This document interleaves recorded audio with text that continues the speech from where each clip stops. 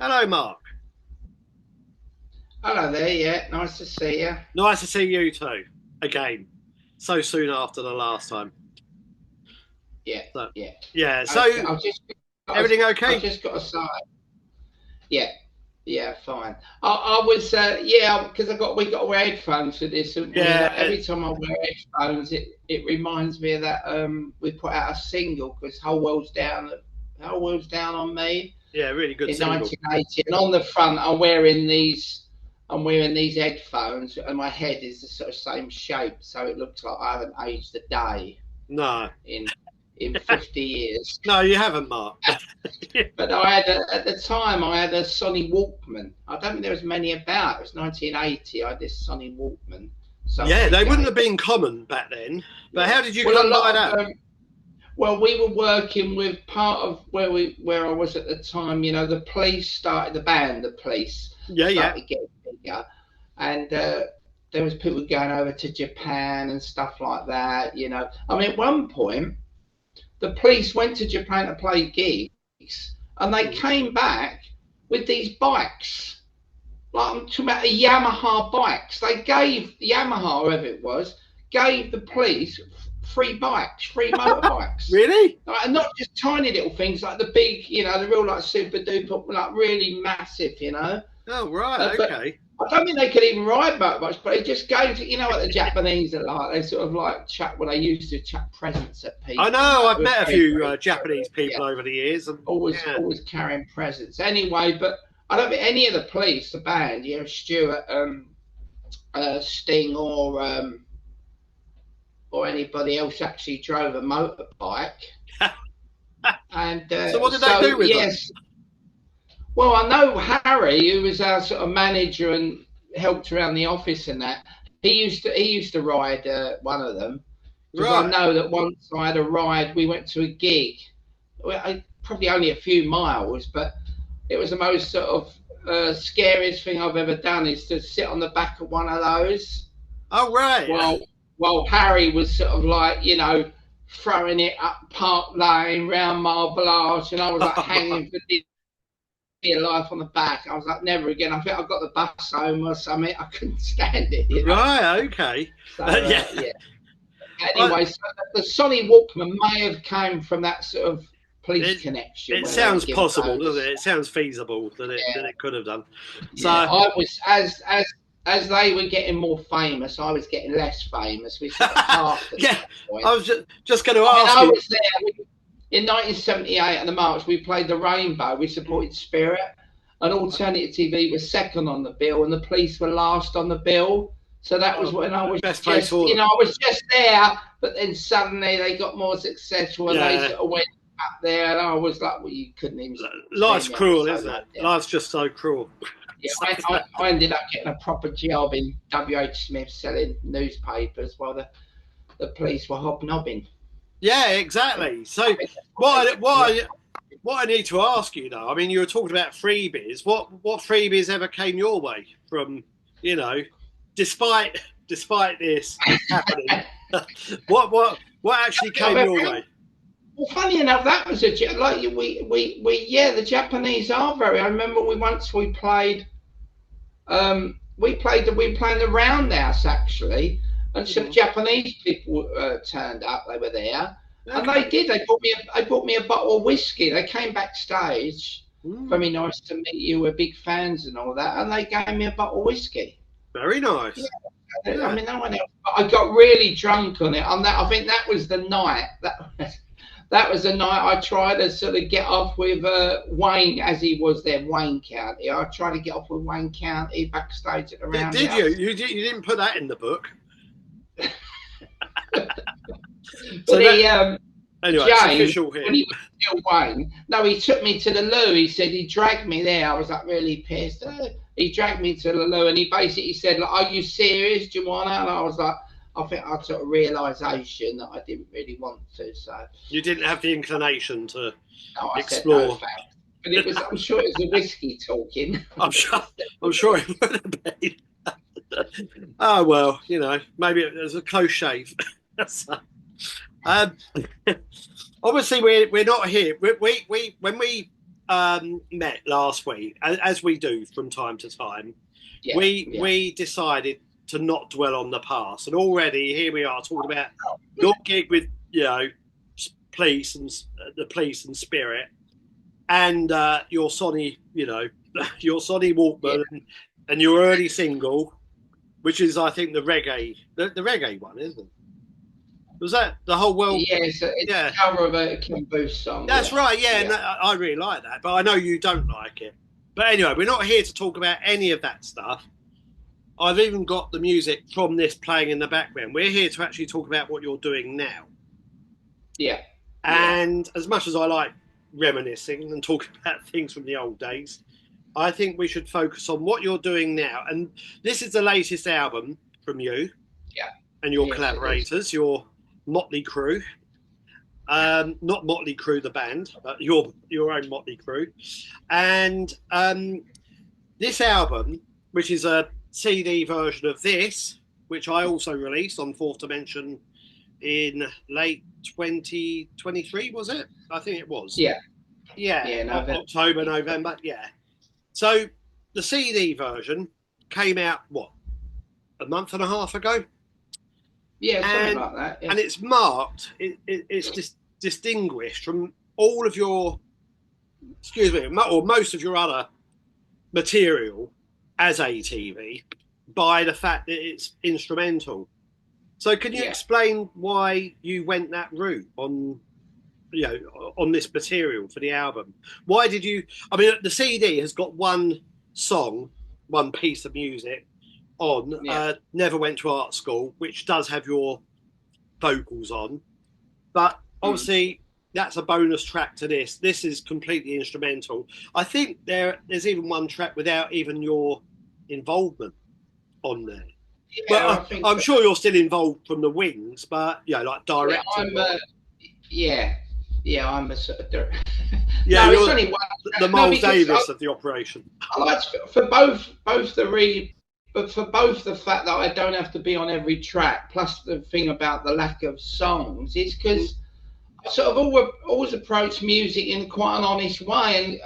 And I think half the problem with a lot of people, not just people from my era, but generally, is that, because of the need to make a new album and all this for whatever reasons, a lot of people, they do songs that they're obviously, even by their own standards, sort of third rate. They haven't really got anything to say, but they sort of do it anyway because they feel they need to have lyrics and songs and whatever, Well, you find that you think, well, why are they even bothered? And I'm like that. If I haven't got anything to say lyrically, I won't bother. That's probably why, ATV, I only tend to do anything when I've actually got a collection of songs I really want to say something. I think the last album I did where it was like full of songs was Opposing Forces back in like 2016. Yeah. And on that I run out of ideas. And we ran out of ideas. I had sort of I think once a couple of songs on there had been knocking around as lyrics for like 10 years or something, I think Hello New York, and there was something else. French Girls. And then we still didn't have a full album. So I ended up getting a mate to write the lyrics on one song, and I did this years before I did this sleeve note for St. Etienne for Bob and that. Stanley. Mm-hmm. And we were sort of in the studio making a post. Oh Christ, we need one more song. I thought, oh, that's neat though. It's really good. That could work as like a spoken word thing. So I ended up nicking that and putting that and using that on Opposing Forces. So I'm just giving that as an example that if I haven't actually got anything to say that I'm really 100% proud with, I sort of won't do it anyway. Okay. So cut a long story short, I found that recently when I have been doing lyrics, a couple turned up. Rebel Proof Glass was a fairly recent one, and Chinese Burn was the last one. I found that I was getting into this thing of just being this sort of grouchy old having a go and that. So I didn't want to do an whole album of that. So when it finally came to making Direct Action, I just wanted to get into the sonics and that, what we could do with sounds, what we could do with drones. And you know, lyrics didn't even really come into it. I suppose I'm known as a wordsmith and all that, but I didn't even really think of that at all. You know. Okay. And you know, the only lyric I've really done for the past, say, 2 or 3 years is that what ended up being on the bonus track was that Never Went to Art School. You know, but as I think I've said to people before, I don't want to keep repeating myself. And what I've found is I think I've lost that. You know, when I was younger, there was a lot of songs that were talking about sexuality and that, and sort of getting into areas of like loss and stuff like that. And perhaps I just don't feel those things anymore. But also, if I do, I never feel like I want to write a poem about them or words about them or put them in a song. You know, I'm much happier, I think. Sort of just. I was going to say, are you more content now? You know.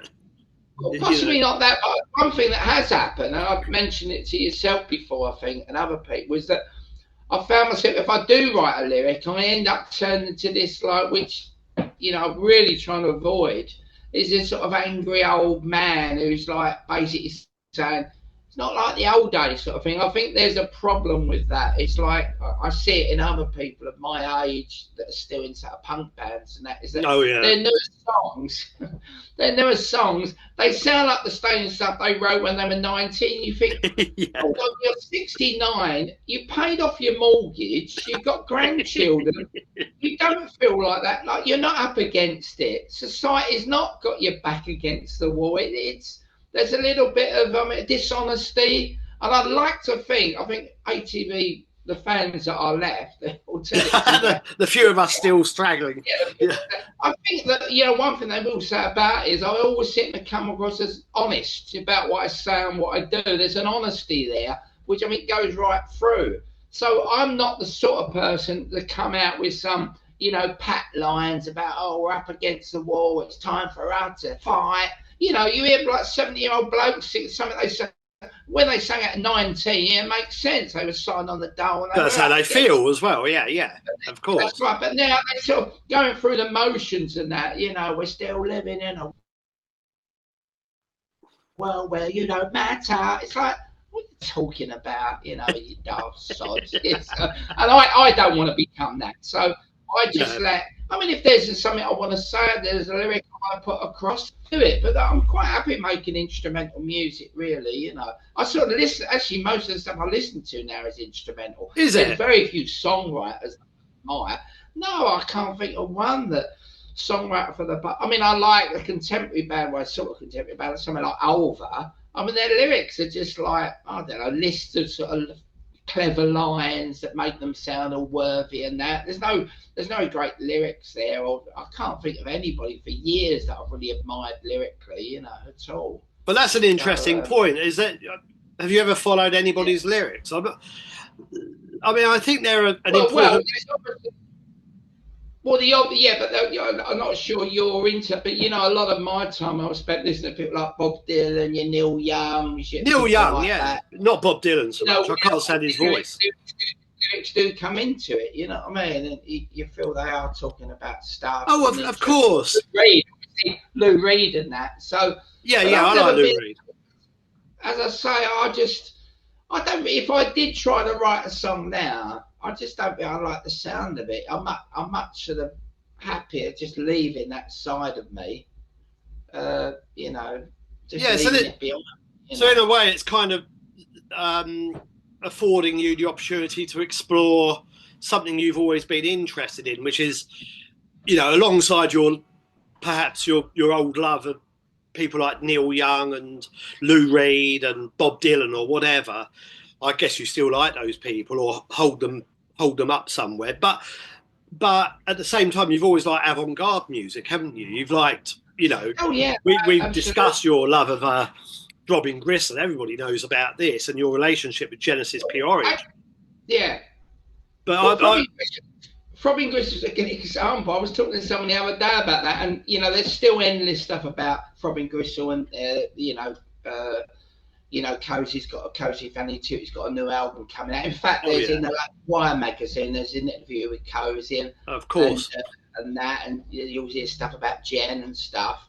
And one of the that nobody seems to say is Genesis P-Orridge. I mean, Christ, I was friends with Jen for years. You know, we worked together and all that. You know, I love it. We're influential, but you know, he only wrote sort of 5 or 6 really good lyrics, and usually that was, you know, obviously stuff like Discipline, you know, Persuasion, you know, convincing people, stuff like that, you know. But I mean, a lot of his later stuff is just dross. It's like third-rate sort of like, you know, love songs. It's like, you know what I mean, where it's just they're not interested in it, and it's not even.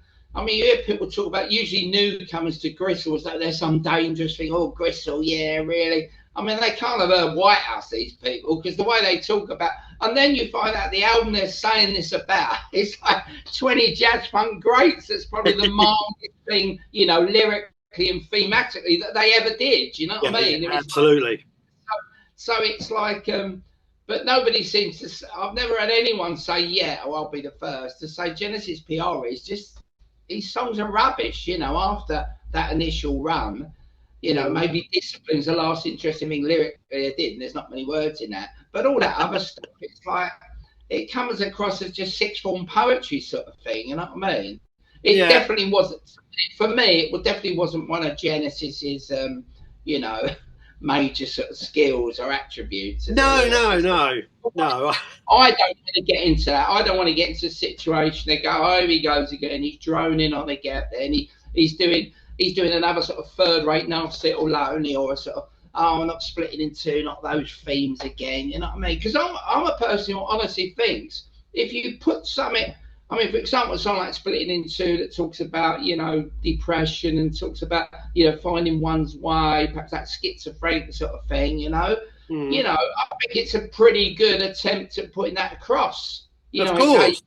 Well, I don't want to repeat myself. Once you've done that, you don't want to do like end up doing something that's a bit like that. You know, no, it ends up becoming like a pastiche, doesn't it? In a way, you know. So I hate being a parody. I need 10 songs by next week. We've got a new album to do. You've got to write 10 songs. I mean, I just wouldn't be able to do it. You know.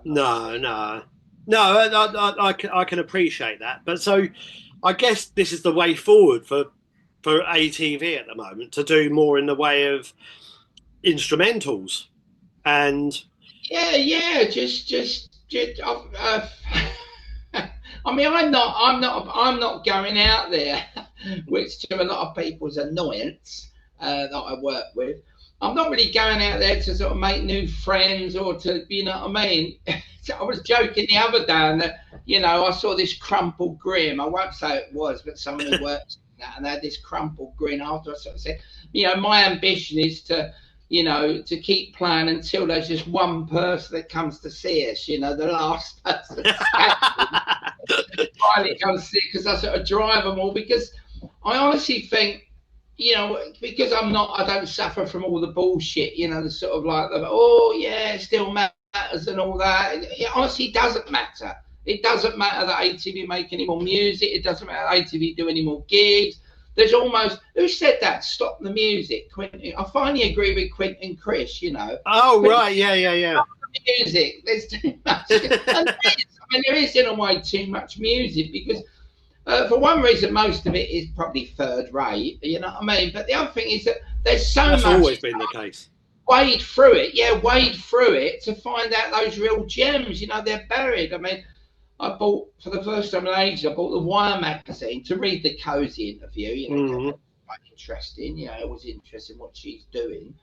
Yeah, of course. There's pages. I've already said this about Wire before. I don't know one of these names. You know, you go through endless pages of these reviews and interviews. You know, the classic is where they sort of say, it always makes me laugh when they sort of say, legendary, you know, so-and-so artist. Makes their 16th album to, you know, to global like recognition, and I mean, I've never heard of them. It's like, what do you mean 16th album? Legendary, yeah. No. And it's so there's all that, and it's like, how much more that, and you realise that you've been in the business long enough, it only needs one reviewer, doesn't it, in some of these magazines, one reviewer.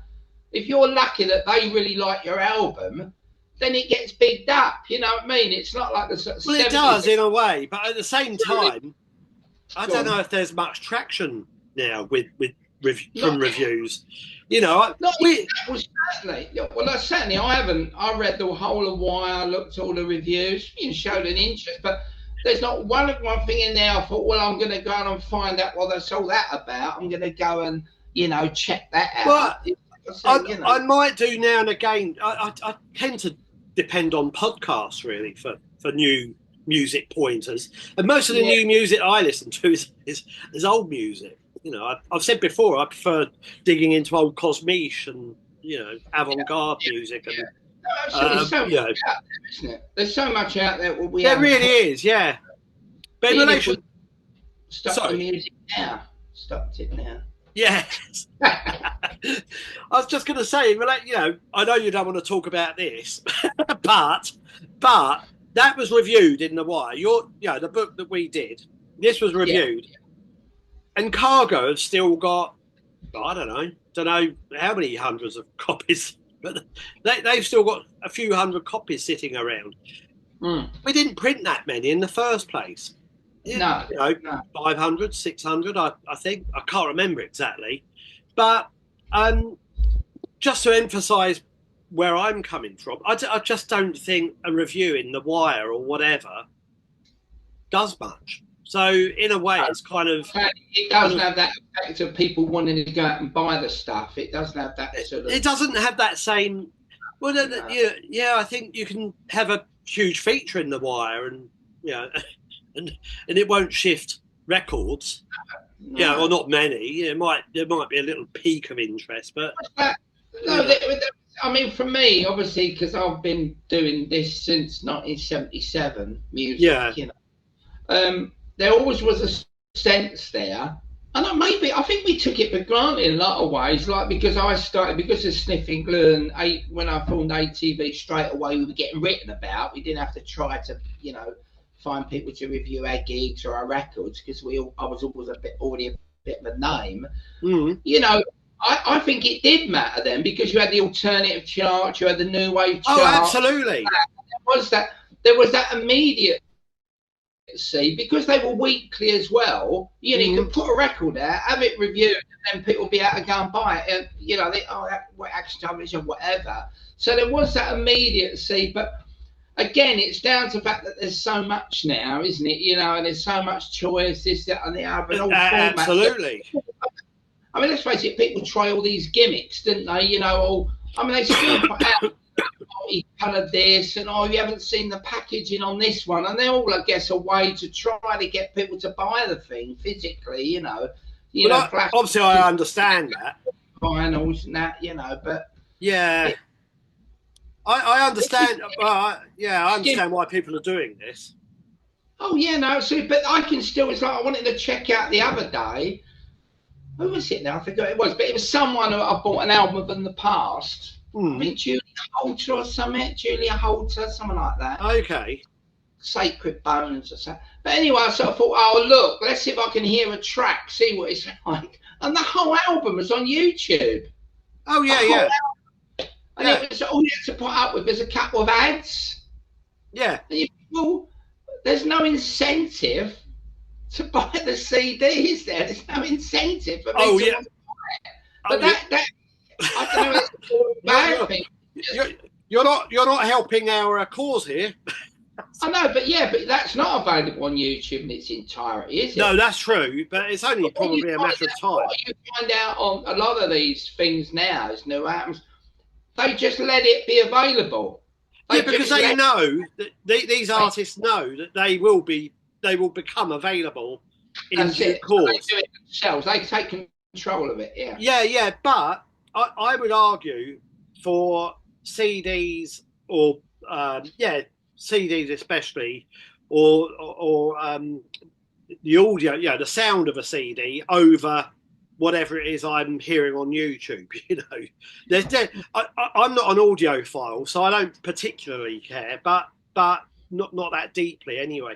But I understand the argument, that if you're somebody who's got a good home sound system, a good setup, a CD is going to sound much better than anything on YouTube.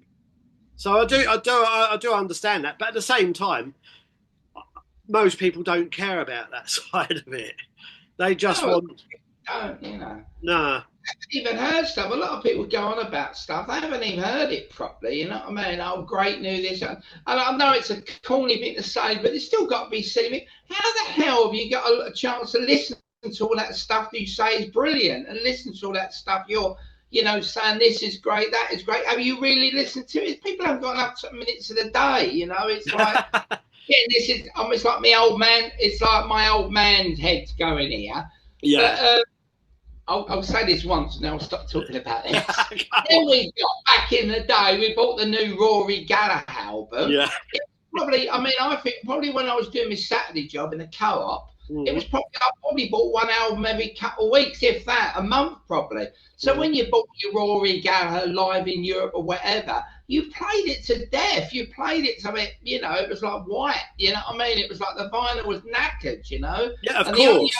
New music you might listen to something on the radio, John Peel or Alan Freeman or whatever on Radio Luxembourg or whatever. So there was more, you had more time to listen to it, take off. That's why, those of us who grew up in the 70s, that Dark Side of the Moon is ingrained in us. I don't even think I know Dark Side of the Moon, but if I put Dark Side of the Moon on, it comes on. I know every bloody word. Because when it came out in 1973, we listened to it constantly. Of course. I'm not sure people do that anymore. The way they're talking about music, and there's so much stuff they're recommending and all this. How could they possibly really grow to know that album and to listen to it in the same way as we did? Because there was a lot less stuff, and we could afford a lot less stuff back then. Yeah, we could only afford it. Yeah. These albums with a greater depth, a greater sort of like, I think we did. Yeah.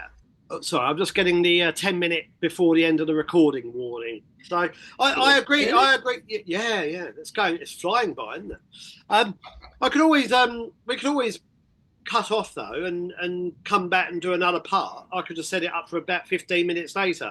Have a little tea break. Do you want to do that? Yeah. Yeah. Well, no, but we're still.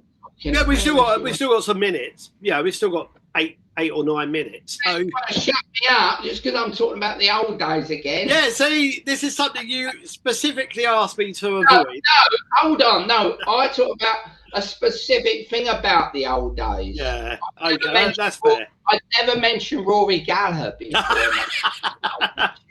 That's very true. In your defence, yeah. That's why, getting this all up is that.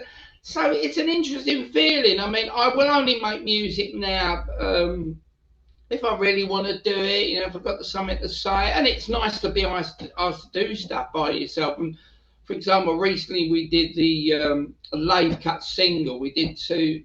With Graham Duff. Yeah, Graham Duff. Heaven's really, Late.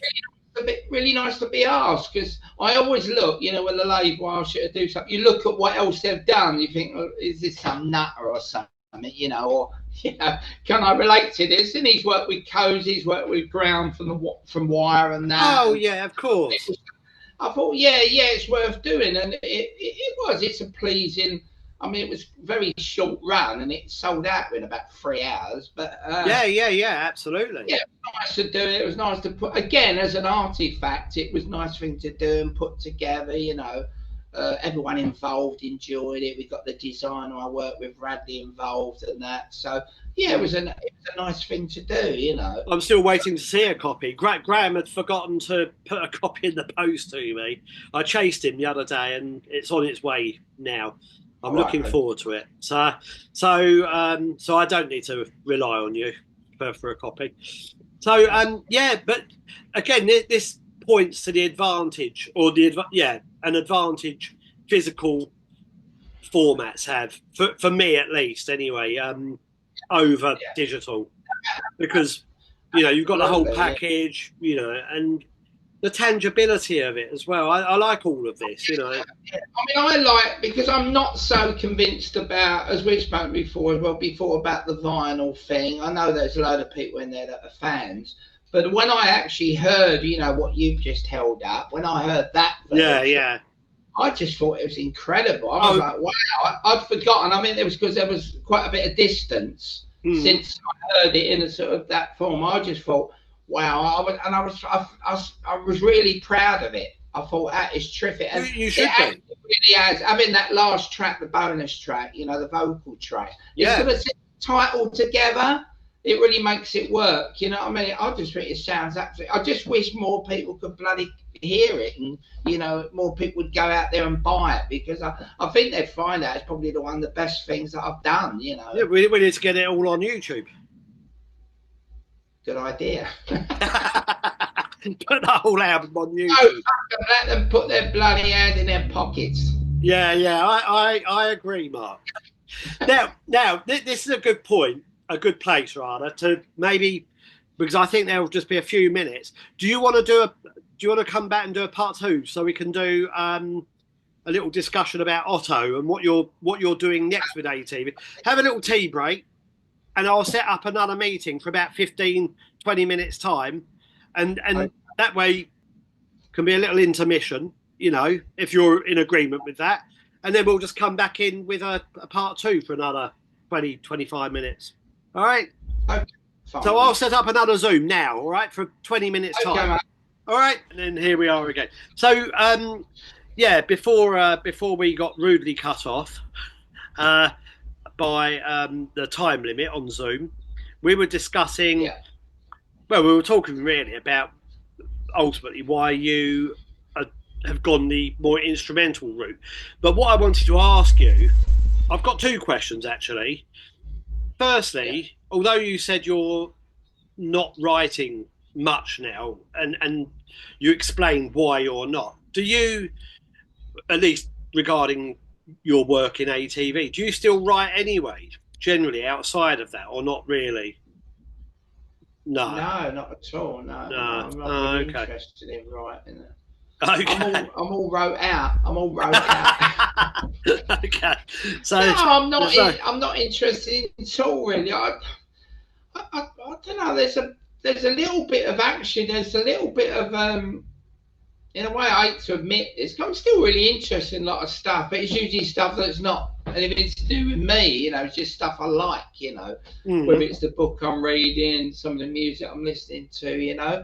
With regards to my own work, I'd say I'm not really interested in, I mean, even like, because we've got this website, the sniffinglue.co.uk. That's right. And sometimes I have to write a blurb, you know, if they got like a new T-shirt coming out, or they, like recently we did like a special edition of the Direct Action CD where I signed a number. That's right. Just to sell a few, you know, to get it going sort of thing. They did well, but just writing the blurb for that is like, oh, really? You know. Really, is it? Yeah, because you have to sell it and that. Yeah, it's which I really don't. I know I should be like, I shouldn't take it for granted so much. I should be excited, you know, got a new release, you know, whatever. People are interested. It did. It signed out. It sold out within like a week, you know, it all sold out. So yeah, that's good. Very hard. I do find it hard, I must admit. Okay. To raise any enthusiasm for anything, really, you know what I mean? But that isn't how it always was. I mean, you were very enthusiastic as a young guy. Yeah, but I think I could have done more. I mean, we don't want to look back too much, but I think I could have done more, you know what I mean?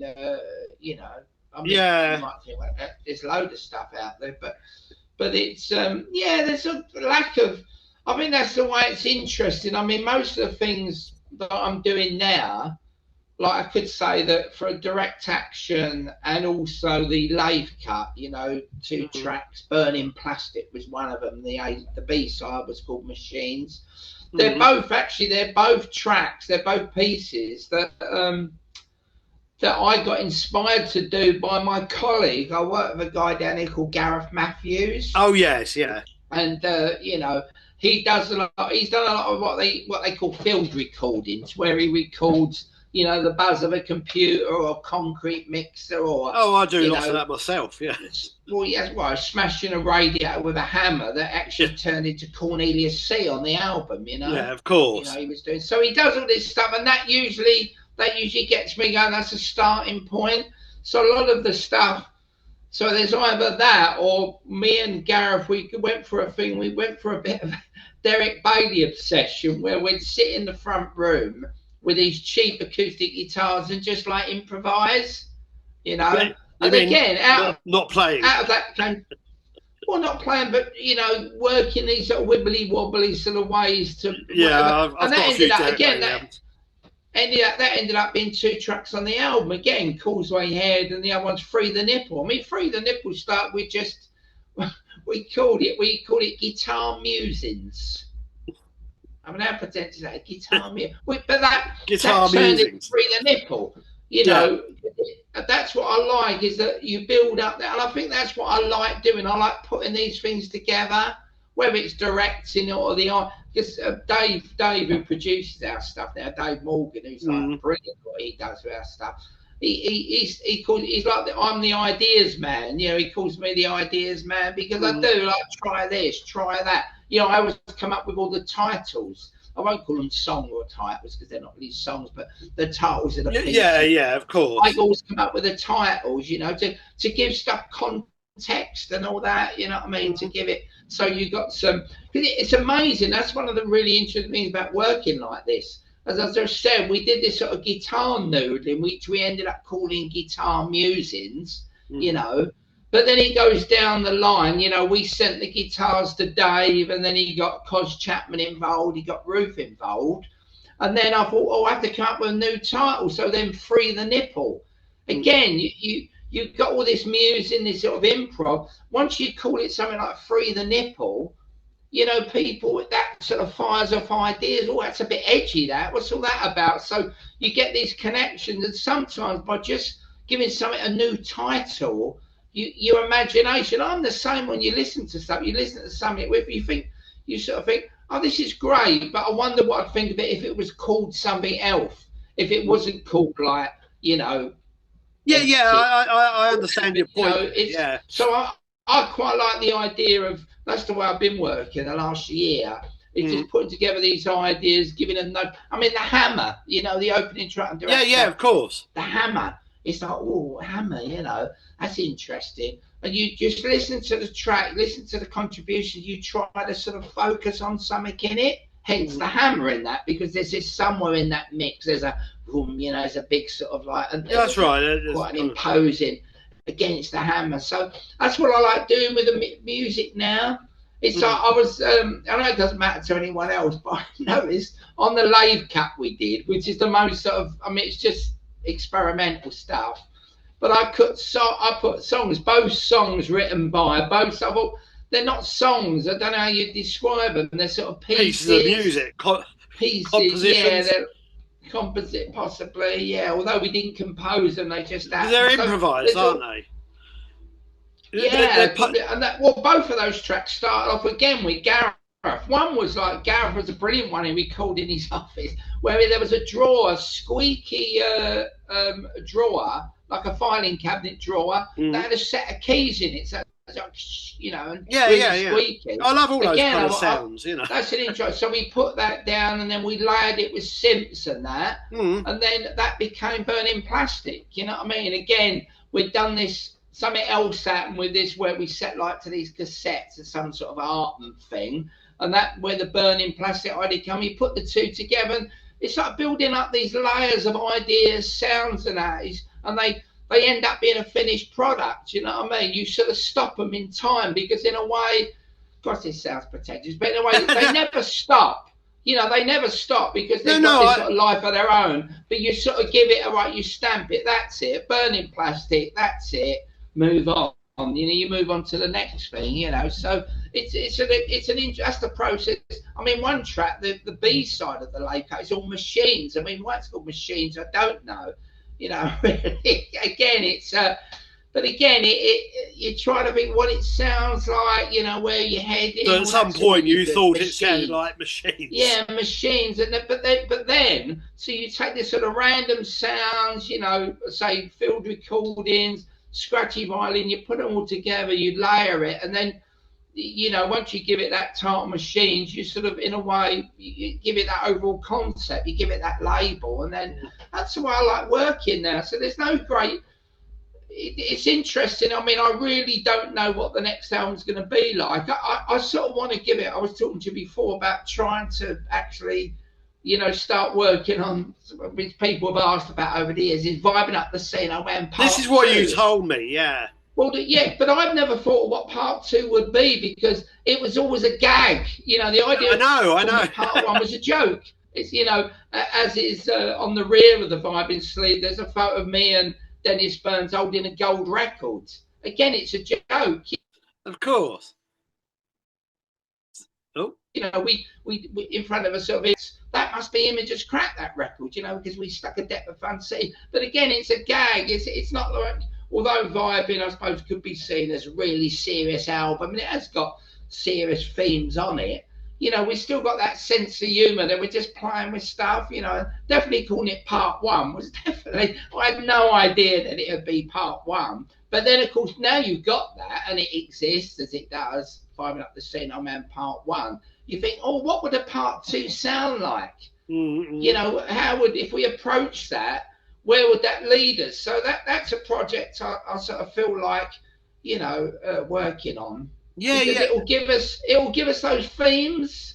It won't be just sort of random. It'll give us that maybe sort of thematic sort of ideas to work on. Yeah, the impetus is already there, isn't it? Yeah, that's right. And it'll be interesting to, what happened to the character, out of Smile in the Day, because the last time on Vibing, we see him, he's Delius has died, I think. He's got Delius' music, and he rushes off into the street, and then it ends. Well, what happened to him? What's all that you about? could continue the story. Yeah. That's right. But it itself sounds like a joke as well, doesn't it? But that's right. This is what we've had discussions many times, Mark, over the last few years, and this is what I've sensed with Throbbing Gristle and Whitehouse. And there's a sense of playfulness at work with all of these artists as well, and yet so many people take them all so seriously, and I'm not saying the work isn't serious, but no, certainly, but I mean, the Throbbing Gristle one is really funny, because I've always thought is that unless you're sort of English and you understand all the sort of little connections between the environment they were working in, an England of sort of Spike Milligan and Monty Python. Of course, the mad stuff going on, and the black and white minstrel show, and the talk of the town and all that.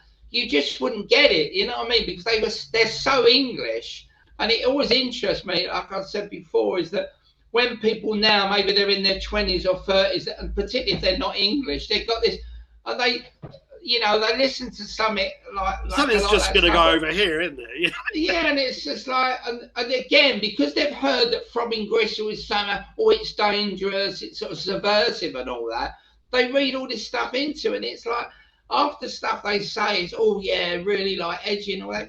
Well, not really. Don't they understand what Slug Bait's all about, and Maggot Death? Don't understand, the real edgy stuff almost. Yeah, of course. Some of they get to sort of like 20 jazz funk greats that are sort of, it's probably the nicest sounding of all Throbbing Gristle albums. You know what I mean? Yeah. It's and they sort of missing. I suppose in some ways it might be nice that they interpret it different ways, and then of course it's open to that, So. Yeah, that's right. But it's like, I often think Throbbing Gristle, and I know it's too late now. It's massive, the legend and all that. But it's like, if you weren't there, you won't really get it, sort of thing. No. Because I think I said this before to you, is that I think of the context, a lot of this stuff when it originally happened, that's what made it interesting. Like, some of early Whitehouse gigs in pubs and that, and the back of pubs and stuff like that. You got that coming together of the two cultures, which makes it interesting. If you have something like Whitehouse in an art gallery with every single person there in on the thing, it becomes meaningless. It's the same with Throbbing Gristle. Throbbing Gristle, it was when they played it in front of punk audiences and rock audiences, is where the real spark flew. Of course, I completely agree. It was part of the drama. Absolutely. Or the one where they played the Architectural Association, where no one could actually see them, and they all started getting upset and chucking stuff and that. Yeah. But then, like years later, they're sort of playing galleries in Berlin, and everyone there is in the know, and they're sort of devotees. It's sort of, it becomes clinical, doesn't it? And they're all standing around with their Apple Macs and that. It's still interesting. I don't want to take. I do think. I do think it's justified in a way. I understand why they're doing it, because finally, they've got the recognition, and then finally they're getting some money for it as well. No, So I absolutely. don't blame them for doing No, it, but I do agree with what your fundamental point. Yeah, That I'm fascinated.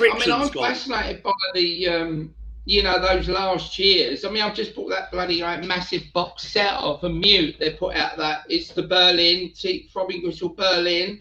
Oh, okay, I haven't got that. The whole story of that, and the visuals are fascinating. And they did, in a way, some of the stuff they did off out of sort of like view was more interesting when they're just improvising and doing what they do best. You know what I mean? They're really interesting. So there still was value there, even though from what you read about it and what you can see after the time is Genesis acted mostly as a prat all the time. You know what I mean? And just like a money grabbing, not at all. But certainly others seem to put a lot of effort into like making music that mattered, and even when Sleazy died and they finished off that XTG project with the Desert Shore thing. I mean, there's value in that. Absolutely. Yeah, there's still some consideration to what they're doing. Absolutely. But but anyway, to go back to what you're doing though. Obviously, you've just touched on.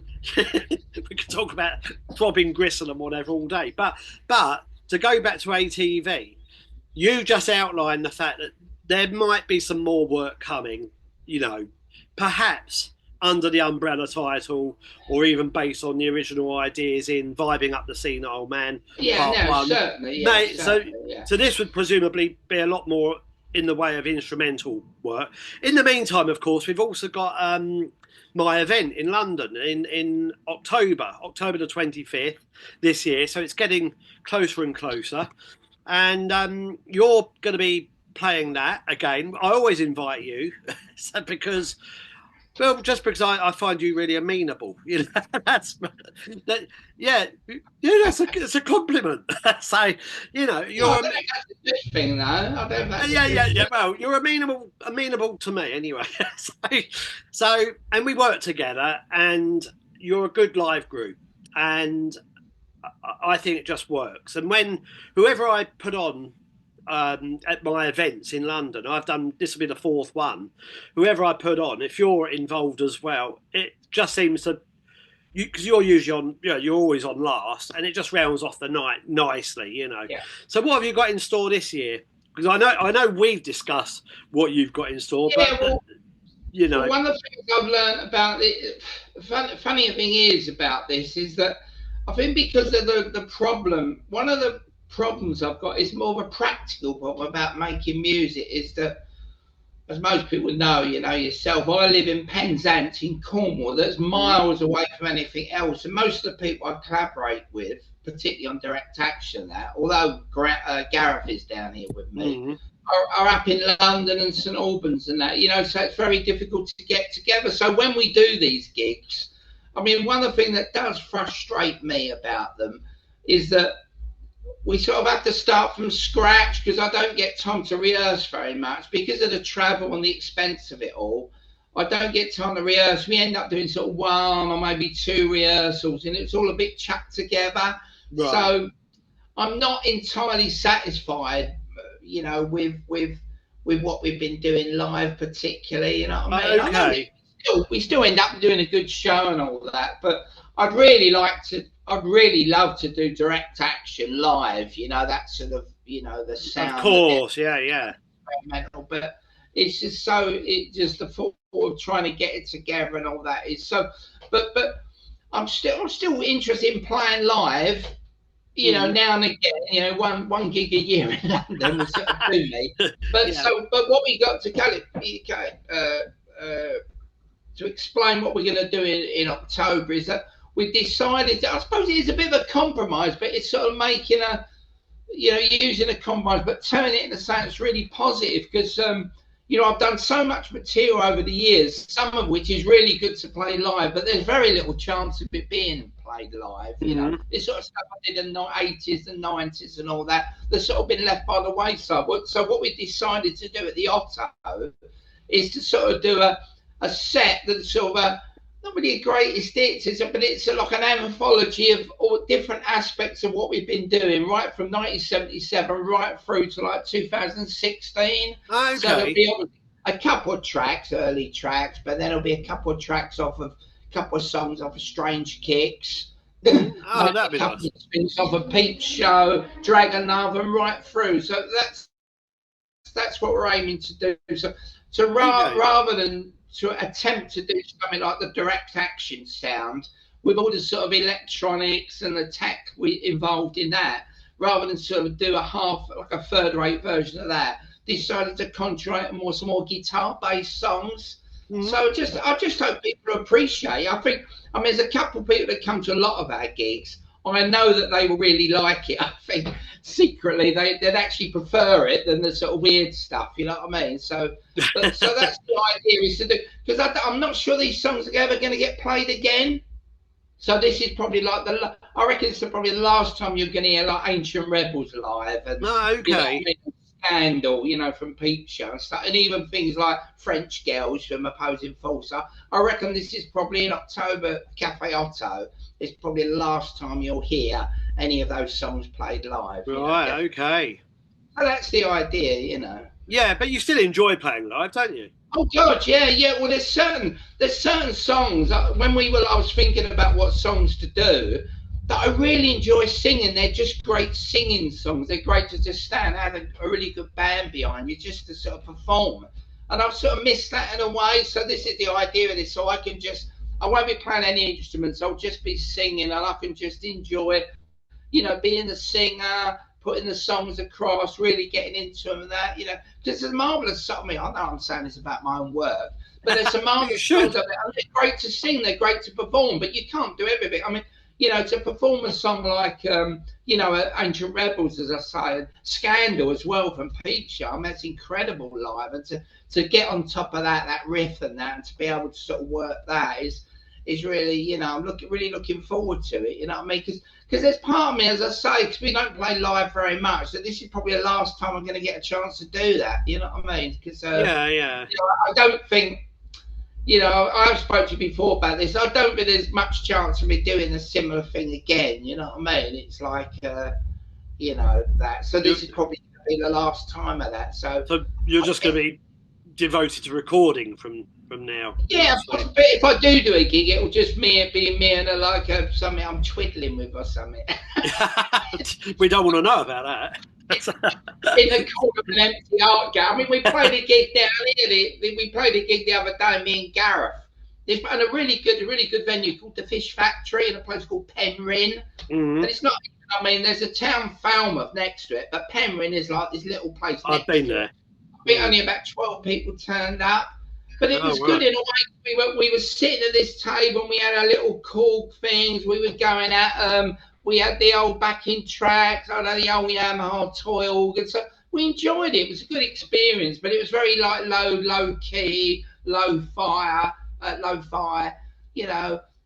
said a few things. We actually did 2 songs, Rebel Proof Glass and within the sort of noise and all that. And we did a section at the end. We were trying to like out White House, where we just like walls and noise and that, So we were going. Has to be done sometimes. Turn it up. We was and all this. So I will still do stuff like that. I might even come up to London if this continues next year. So your event. So. If I do another one, we'll see, Do some twiddling for you, Some twiddling. But certainly the guitar bass group, I think this is, I'm saying now, it's going to be the last time. Cafe OTO, that'll be it. We're going to knock it on the head, So if you... Okay. So you want to hear Splitting in Two for the last time ever... Then you've got to come to Cafe OTO, 25th of October. I saw Kevin Shepherd to be pleased. Yeah, I'm sure. And Andy P as well. Poor Kevin has suffered enough. We're finally going to do Splitting in Two again. Is that really what he's always been asking for? Yeah, he's been hankering for... There are some... There's alternative T bands, the ones that have really lasted. they're really patient with us. I mean, because they've sat for everything and they've been through the ups and downs. You know, I mean, I like to think we made some of the best punk records ever. You know, things like absolutely. Bastard, How Much Longer. Then we went through the 80s, but it's still pretty punchy. Had a couple of comebacks, you know, like a punky comebacks with Revolution and then Opposing Forces, a great rock album, you know, and then we do weird stuff again. I can imagine these people I know because they tell me, is that, oh, you're ever going to play this again, or you're going to ever play that again, you know, but they still come to the gigs. They pay their money, they buy the... Ever hopeful. Yeah, they're there and they're Driven really by hope. supporters of it, because I guess they just like the whole idea of alternative V&Me and all that, you know, so it'd be nice to just, we're just going to do a gig. We're just going to be guitars, you know, all up tempo, crash bang wallop. In fact, probably the Cafe OTO will ban us straight away. Yeah, we don't do music here. It's not weird enough. Yeah, it's not weird enough. Yeah. We only want the chin scratcher stuff, you know. So, you can't be pop rock. You can't be neo-Nazi. Bloody hell, you know. What can you do? Yeah, well, it'll be because it's just getting it all together. It's just like a boy, you know what I mean? So it'd be really nice to do this one big last hurrah. Yeah, okay. I look forward to it anyway. So I look forward to the whole event. But you might know how it is when you organise things. It's very difficult to focus on it. I'm the one who's organised these events, and very often there's so many friends and whatever there. They're all trying to talk and catch up, and there's the bands playing in the background, and I'm thinking, well, you know, I mean, because you're living in Poland and that. I mean, when you come over, there's a lot of you haven't seen. A lot of people there you haven't seen for a while, have you? Exactly, so, I'm the same, living down here, I'm the same. I mean, it's like, I remember last time we played the Cafe OTO. Yeah, last I went out to say, and as I walked back, you know, it's like, Pete asked, hello, Pete, I haven't seen him for years. Nag turned up and door on the windows just before you get through even the door of the place. And you could, I mean, each of these people you could chat to for hours, you know. Of course you could, yeah. So it's and you're trying to pack it all into one evening. Then you've still got to play, you know. So it can be a bit, you know. It's difficult, isn't it? It's like spinning plates for the evening, you know. But nonetheless, we survive. It's still a good evening. So, and it's a minor quibble, you know. But I think we've covered all bases really. We've spoken about what you want to do next, and we've definitely we've succeeded in getting this far without mentioning any of the things. You know, when we spoke privately last week, we said we're deliberately going to avoid the P word.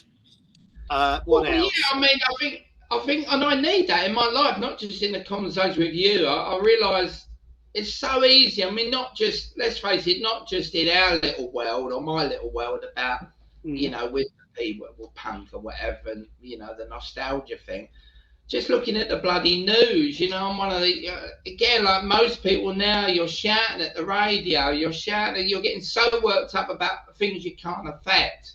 I think a lot of us sitting down there, a lot of my friends certainly say, you know, they're starting to turn the news off. I couldn't believe I try not to watch the news anymore. You know, I distance myself as well. I think, you know, it's just chipping away at you all the time, and I'm just trying to focus on positive stuff that I can actually have some control over and do this stuff, because it's so easy to get dragged down by the negativity, isn't it? So easy. It really is, yeah. And there's so much of it going. I mean, so I've just got the warning again about the 10 minutes. That's it. There's so much. Yeah, they're on to us.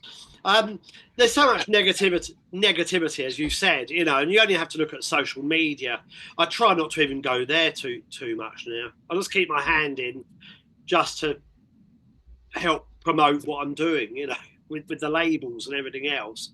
But otherwise, if you spend more than 5 minutes there, it's so you're dragged into this quagmire of people moaning about various things and things that are completely out of our control. So, but that wasn't the P word I was thinking of. I was thinking of the word you just mentioned, the 4-letter one. Yeah, you're talking about punk. Yeah. I said, we'll try and avoid. You said this last week. When we met last week, you said, oh, politics. I said, well, yeah, let's try and avoid that. I meant punk, you know. Oh no, but again, I mean, I think I've reached a bit of a, you know, an happy me. I don't know why I got dragged into that. I mean, it's one of these things that you're called like the spokesperson, or Mark Perry. He's bound to have like an opinion on what's happening with punk, or whether it's still relevant, this, that, and the other, you know, and whether it's happening. Whether it's yeah, but this is the interesting thing. There's one sort of question that comes from like your cock sparrow lot, you know, they're that end of it. Yeah, it's still mad. And you've got this other one, which is a name, I still love this. It's called the Punk Scholars Network. Oh, yeah, on Facebook. You know, yeah, they're great. Again, they're great people. They seem like nice people.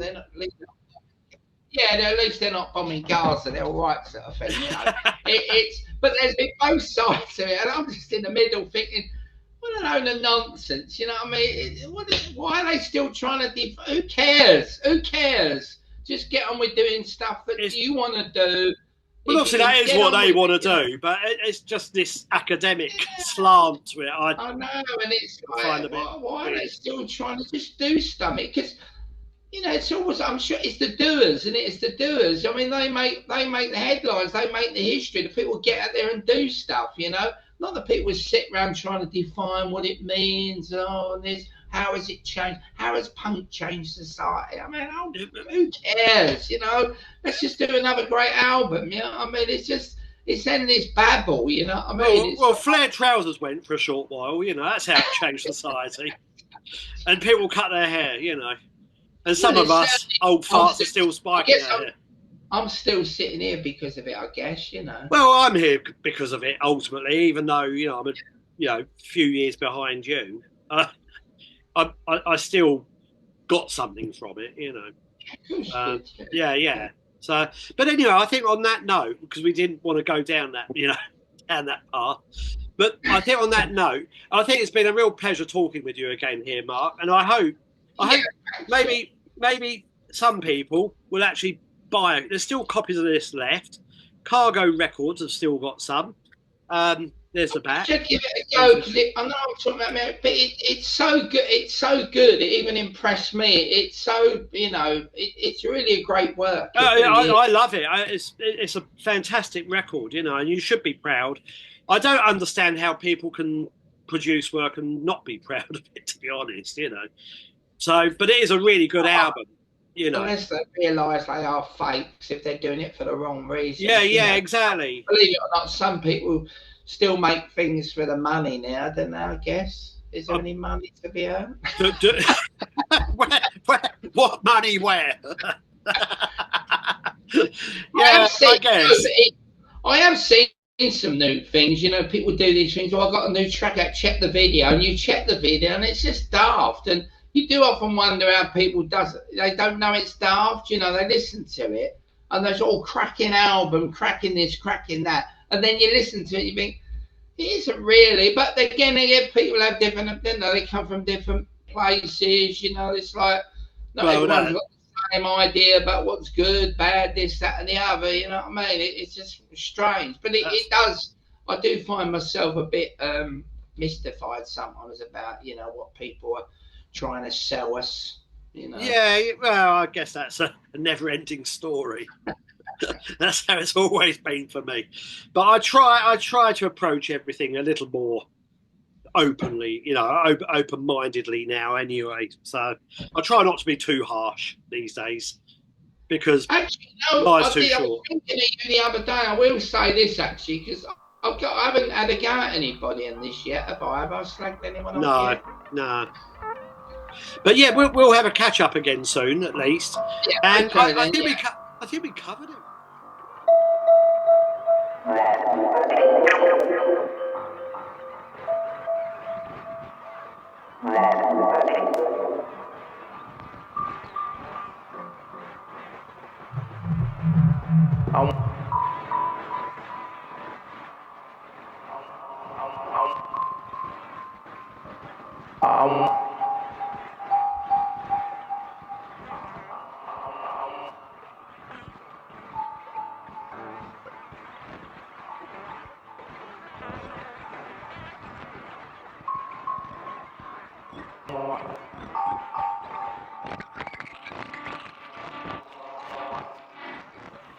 I'm waking up now.